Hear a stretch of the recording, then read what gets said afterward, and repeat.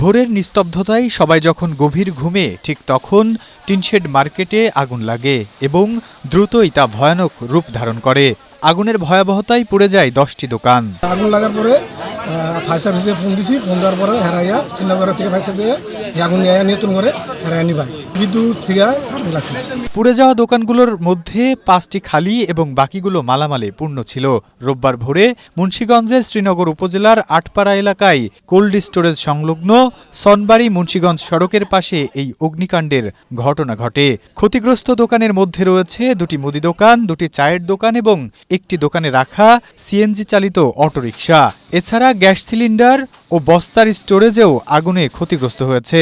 খবর পেয়ে শ্রীনগর ফায়ার স্টেশনের 2টি ইউনিট প্রায় 1 ঘন্টার চেষ্টায় আগুন নিয়ন্ত্রণে আনতে সক্ষম হন। স্ট্রবেরি সুপার ডটেড ও ক্লাসিক ভ্যারিয়েন্ট সেন্সেশন জাগুক শিহরণ। 4:49 সময় সংবাদ পাই শ্রীনগর আটপাড়া কোল্ড স্টোরেজের সামনে এখানে একটি মার্কেটে আগুন লাগে। শ্রীনগর ফায়ার স্টেশনের 2টি ইউনিট দ্রুত ঘটনাস্থলে চলে আসে।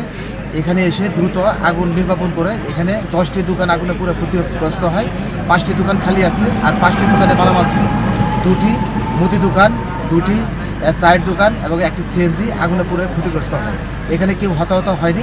প্রত্যক্ষদর্শীর ভাষ্যমতে বৈদ্যুতিক গোলযোগ থেকে আগুনের সূত্রপাত। তবে ফায়ার সার্ভিসের দ্রুত তৎপরতার কারণে আশেপাশের ক্ষয়ক্ষতির পরিমাণ অনেকটা কম হয়েছে। 1 ঘন্টার চেষ্টায় আমরা দ্রুত আগুন নির্বাপন করতে সক্ষম হই।